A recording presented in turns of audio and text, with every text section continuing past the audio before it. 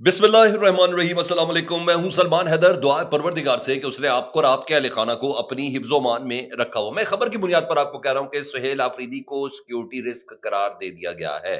सुहेल आफरीदी साहब को रियासत के मुखालिफ करार दे दिया गया और इस सिलसिले में उनकी डिस्क्वालिफिकेशन पर बाकायदा तौर पर जैसे कहते हैं ना पावर क्वार्टर्स में, पावर कॉरिडोर्स में काम भी शुरू हो चुका है। मैं आपको बाकायदा खबर दे रहा हूं जी, क्योंकि ऑलरेडी उनके पास ऊपर 9 मई रेडियो पाकिस्तान उसकी जैसी जाली वीडियो से ही वो बेसिकली थी लाहौर के जमान पार्क की, उसका केस 26 नवंबर दूसरा केस, तीसरा उनके पास हरीपुर में जो खिताब किया था इलेक्शन कमीशन के हवाले से, 3 केस। तो उनके ऊपर ऑलरेडी चीजें बहुत ज्यादा स्टैब्लिश है और रात गए वो धमकी भी आ गई। मेरी बात ऐसी नहीं खबर के मैं उसकी मैं तस्दीक भी आपके साथ कर रहा हूँ और कोई और नहीं, हुकूमत का आला तरीन अहदेदार कह रहा है कि जी हम चाहते नहीं है लेकिन हम ये करेंगे।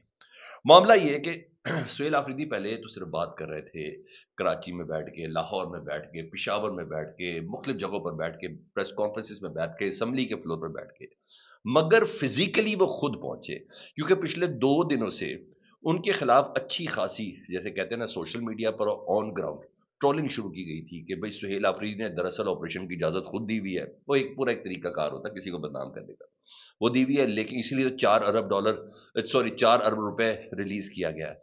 और असल में सुहेल आफरीदी मिले और फिर उन्होंने एक आधा ट्वीट भी 2 रोज पहले करके बताया कि जानबूझ के मुझे बदनाम करने की कोशिश की है। फिर सुहेल आफरीदी साहब ने सख्त मौसम में हेलीकॉप्टर वो यूज नहीं कर सकते थे, एक लंबा सफर तय करके खैबर भी गए, तीरा भी गए, वहां जाके जो उन्होंने गुफ्तगू की, उन्होंने कहा सबसे पहली बात तो ये कि बात टेबल टॉक की है, हम टेबल टॉक की तरफ है और दूसरी तरफ बंदूक है।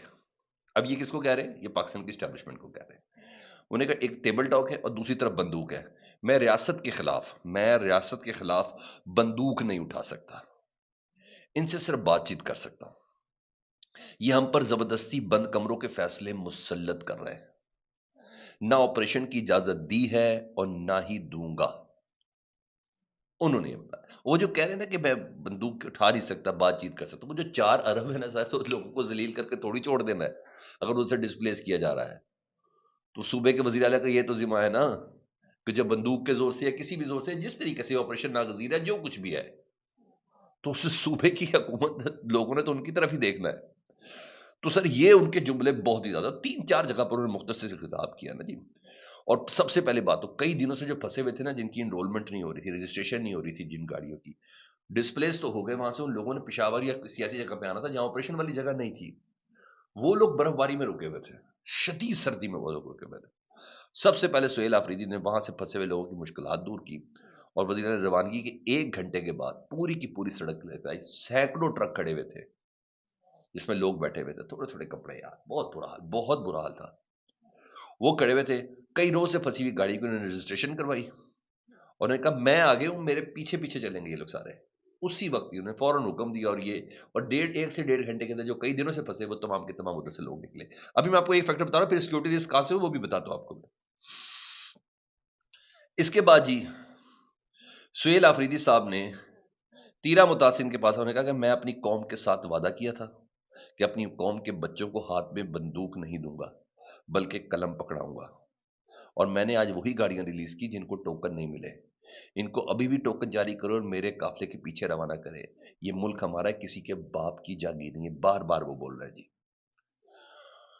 मजीद उन्होंने एक जगह पे कहा सुहेल अफरीदी साहब ने, ये पाकिस्तान हमारा, ये मट्टी, ये जमीन हमारी है, इधर बदमाशी भी मारी चली गई। उन्होंने कहा अच्छा सुहेल अफरीदी ने बदमाशी का लफ्ज़ बदमाशी बनाते कि अवाम है, अवाम की सरजमीन है, उन्हें कहा अवाम का ही राज चलेगा, इसका बेसिकली ये मतलब। लेकिन सुहेल अफरीदी साहब ने जिस तरीके से लोगों के साथ इंटरेक्शन किया, प्यार मोहब्बत तो वो बांटते ही बांटते, इसमें कोई शक नहीं है जी।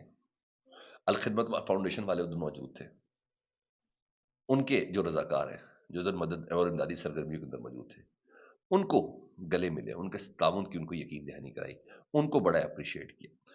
उन्हें कहा इस बंद कमरों के मिलिट्री ऑपरेशन का कल भी मुखालिफ था, आज भी हूं और कल भी रहूंगा। तमाम बयानियों में शिकस्त खा गए तो अब ऑपरेशन करके मेरी कौम को मेरे खिलाफ करने की कोशिश की जा रही है, ऐसा किसी तौर पर भी कबूल नहीं करो। तीरा मुतासिर से तीरा मैदान पाइंदा में वो गुफ्तगू कर रहे थे। ये तमाम बातें हिट हुई हैं जी, ये तमाम बातें हिट हुई हैं। जब ये तमाम बातें हिट हुई है ना, तो तब रात को राना सनाउल्लाह साहब बोल प्रोग्राम में आए। उन्हें कहा हम चाहते नहीं हैं कि गवर्नर राज लगे, اور ہم چاہتے نہیں ہیں کہ سہیل آفریدی ڈسکوالیفائی ہو، لیکن سہیل آفریدی جو بول رہا ہے اور وہ پہنچ گیا ادھر، اگر یہ آپریشن کی راہ میں حائل ہوا تو نااہل بھی ہوگا اور گورنر راج بھی لگ سکتا ہے۔ اب رانا ثناء اللہ سے بڑی تو بات نہیں نا، میں تو یہ تو رانا ثناء اللہ صاحب کسی انفارمیشن پہ اس پہ بات کر رہے ہوں گے نا، اپنا ایز اے سیاسی آئیڈیا دے رہے ہوں گے۔ میں آپ کو لٹرلی بتا رہا ہوں کیونکہ بات اس حد تک بڑھ گئی ہے، کیونکہ اس کے ساتھ ساتھ وہ محمود خان اچکزئی صاحب بھی تو کراچی میں نا، محمود خان اچکزئی صاحب نے سہیل آفریدی کی بات کو کیسے انڈوز کیا ہے؟ انہیں کہا تیرا میں لوگوں کو ان کے گھروں سے زبردستی نکالا جا رہا ہے سخت ترین ٹھنڈ میں۔ اب کل اپوزیشن لیڈر بنا یہ بندہ، انہیں کہا تیرا میں لوگوں کو ان کے گھر سے زبردستی نکالا جا رہا ہے سخت ترین ٹھنڈ میں، سینکڑوں ٹرک وہاں کھڑے ہیں، اس سے بڑی دہشت گردی اور کیا ہوگی؟ کوئی آ کے کہہ کے نکلو یہاں سے، جو سینکڑوں سالوں سے وہاں رہنے والوں کو زبردستی نکالا جائے۔ انہیں کہا کسی طور پر بھی یہ برداشت نہیں ہوگا، ہم اس کے مسلسل خلاف کھڑے ہیں۔ انہیں کہا تحریک تحفظ یعنی پاکستان پہلا اتحاد ہے جو جاسوسی اداروں کی، یعنی پاکستان کی جو ہمیشہ سے ایک نظام تو ہے نا پاکستان کی ایجنسی کہ یہ اتحاد بناتی ہیں توڑ دی ہے، انہوں نے کہا یہ پہلا اتحاد ہے جو جاسوسی اداروں کی مدد یا اشارے کے بغیر بنا ہے، اس لیے اس اتحاد کا ساتھ دیں۔ یہ اتحاد آئین کی حفاظت کی بنا ہے، ہم کسی کو گالیاں دینے کے لیے اکٹھے نہیں ہوئے۔ تیرا میں لوگوں کے گھروں سے زبردستی ان کو نکالا جا رہا ہے اور ہم نے کسی کو گالیاں نہیں، سب کی مائیں بہنیں سانجی ہیں، یہ انہوں نے بولا۔ پھر انہوں نے دیا فارمولا انہوں نے کون سا دیا کہ میں یہ جو پہیا جام ہڑتال کی جو 8 فروری کی کال ہے اسے بیک آؤٹ کر سکتے ہیں۔ ہمارا چھوٹا سا فارمولا ہے جی، انہیں کہ آئین کی بالادستی، فوراً سے پہلے پہلے قومی حکومت بنائیں اور 4 مہینوں میں نیا الیکشن کروائیں، موجودہ مستعفی ہو جائیں جو اس وقت حکومت میں بیٹھے ہیں، اور پھر جو جیت جائے وہ زندہ باد، تاکر کا سرچشمہ منتخب پارلیمنٹ ہو، ایک اچھا الیکشن کمیشن نیا الیکشن کروائے، پالیسیاں مختلف پارلیمنٹ سے نکالی جائیں نہ کہ کوئی اور بنائے، قدرتی وسائل پر مقامی لوگوں کا حق ہوگا، جس کی بنا پر وہ آپریشن والی بات کریں گے، ادھر کے قدرتی وسائل اور جو کچھ بھی ہے الزام ایک اپوزیشن کا ہے، ادھر لوگوں کی زبان اور کلچر کا احترام کیا جائے، اس پر متفق ہو جائے، میں عمران خان سے اس پر دستخط کروانے کے لیے تیار ہوں۔ انہوں نے یہ بھی بتا دیا کہ میرے پاس گارنٹی ہے پوری ان تمام چیزوں کے ساتھ، میں دستخط کرانے کے لیے تیار ہوں۔ اچھا کل سے ایک بات بڑی چل رہی تھی نا کہ محمود خان اچکزئی صاحب کا جو نوٹیفیکیشن ہے وہ میاں محمد نواز شریف صاحب نے انوالومنٹ دکھائی اور پھر ہوا، رات کو گفتگو کی جی انہوں نے ایاز صادق صاحب نے، انہوں نے کہا بالکل نواز شریف صاحب کی انوالومنٹ نہیں تھی، انہوں نے مجھے مکمل اختیار دیا تھا اور یہ میرا اپنا فیصلہ ہے۔ 5 مہینے تک یہ بندہ فیصلہ نہیں کر سکا سر، 5 مہینے تک پاکستان میں 26-27ویں ترمیم آ گئی، یہ بندہ فیصلہ نہیں کر سکا، اور 5 مہینے بعد اچانک یہ فیصلہ کر لیں، کچھ سینس سمجھ آتی ہے؟ انہوں نے کہا نہیں وہ نہیں کہا۔ رانا ثناء اللہ صاحب کہتے ہیں یہ ہو نہیں سکتا کہ میاں محمد نواز شریف صاحب کو اعتماد میں لیے بغیر وہ اتنا بڑا فیصلہ کر لیں، وہ کہہ رہے ہیں، لیکن ایاز صادق صاحب کہتے ہیں نہیں میں خود بڑا پاورفل اور طاقتور آدمی ہوں، جس کی پارلیمنٹ کے اندر سے، جس کی بلڈنگ کے اندر سے آپ سپیکر ہیں ادھر ڈریگ کر کے رگیتے ہوئے اٹھا کے لے کے گئے ہوں پارلیمنٹیرینز کو، اور آج تک آپ بندے کو کٹہرے بھی نہیں لا کے کھڑے کر سکے ہو۔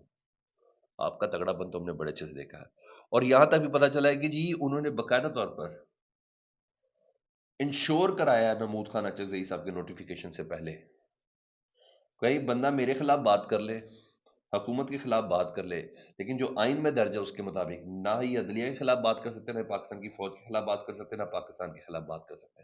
یہ تو ایک انڈرسٹوڈ بات ہے، یہ تو ایک انڈرسٹوڈ بات ہے، لیکن یہ باقاعدہ گارنٹیز لی گئی ہے ایاز صادق صاحب کی۔ اچھا اس کو رسپونڈ کیا، اور رسپونڈ کوئی اور نہیں کیا سر، اس کو شفیع جان صاحب نے کیا جی، جو ترجمان ہے کے پی کی حکومت کے۔ انہوں نے کہا سب سے پہلے مذاقہ خیز بات یہ ہے کہ نواز شریف کے فون پر نوٹیفیکیشن ہوا ہے، نواز شریف بیچارہ تو خود مانس ہو گیا ہے اور شہباز شریف نے اس کو مانس کیا ہے، اس کے کہنے پر اپوزیشن لیڈر کا نوٹیفیکیشن ہوگا۔ اور مزید انکشاف کرتے ہیں وہ کہ میں نے ہمیں بار بار کہا گیا تھا، شفیع جان صاحب کہتے ہیں کہ بطور اپوزیشن لیڈر محمود اچکزئی کا نام تبدیل کر لیں، لیکن عمران خان کا فیصلہ تھا اور ہم عمران خان کے فیصلے کے ساتھ کھڑے ہیں، اور آج بلا کر ان کا نوٹیفیکیشن کرنا پڑا، انہیں گھٹنے ٹیکنے پڑے۔ وہ طاقتوروں سے متعلق کہہ رہے ہیں کہ اصل فیصلہ ساز وہ ہے۔ انہوں نے کہا بہرحال یہ طے ہے بروز سوموار، جی ہاں 2 دن بعد محمود اچکزئی پارلیمنٹ سے خطاب بھی کریں گے، اپنی چیئر بھی سنبھالیں گے۔ کئی مہینے سے اس نوٹیفیکیشن 5 مہینے سے نوٹیفیکیشن کو لٹکایا گیا تھا۔ انہوں نے کہا کیا پارلیمنٹ ہے، ترمیم آئینی اپوزیشن لیڈر کے بغیر یہاں سے منظور کرا لی گئی۔ یہ سر جب تک قیام تھی، وہ ایک اور اپڈیٹ بڑی زبردست تھی جو میں اس کو پچھلے ولاگ میں آپ کے ساتھ شیئر نہیں کر سکا، لیکن میں نے اب آپ کو کر دیتا ہوں۔ وہ ایک پریس کانفرنس بڑی زبردست چل رہی ہے جو مسلسل دعوے کر رہے تھے نا کہ پاکستان بڑا زبردست قسم کا عروج پکڑنے والا ہے، اور اس حکومت نے بتانی زمین اور آسمان کے کلابے ملا دیے۔ رات کو Pakistan chamber of commerce and industry federation کے سربراہ نے پریس کانفرنس کی تھی کل شام کو۔ وہ کہتے ہیں textile, cement, tiles, paint, furniture industry سمیت 40 انڈسٹریاں بند ہو گئی ہیں پاکستان میں، اور ایک ایک یونٹ بننے کے لیے 3 نسلیں ریکوائرڈ ہوتی ہیں۔ خدا را حکومت کو کہے مزید پاکستان کی معیشت کو تباہ ہونے سے بچائے۔ وہ یہ بتا رہے ہیں اصل باتیں آپ کو عطا تارڑ صاحب نہیں بتائیں گے، اصل باتیں وہ لوگ بتائیں گے جن کا بزنس فرٹرنیٹی کے ساتھ تعلق ہے، اور یہ بندہ کوالیفائڈ ہے، federation of Pakistan chamber of commerce and industry, اور یہ چھائی بھی ہے اس کی بات۔ تو کہتے ہیں جو کہی گئی نہ مجھ سے وہ زمانہ کہہ رہا ہے۔ آئی ایم ایف، وزیر خزانہ، اسٹیٹ بینک گورنر، اور ابھی یاد صاحب، اب کون رہ گیا؟ چلے کرا لے پھر کسی سے پریس کانفرنس، اشتہار ہی دینے دلوا دے۔ اپنا بہت زیادہ خیال رکھیں جی۔ اللہم صلی علی محمد و آل محمد۔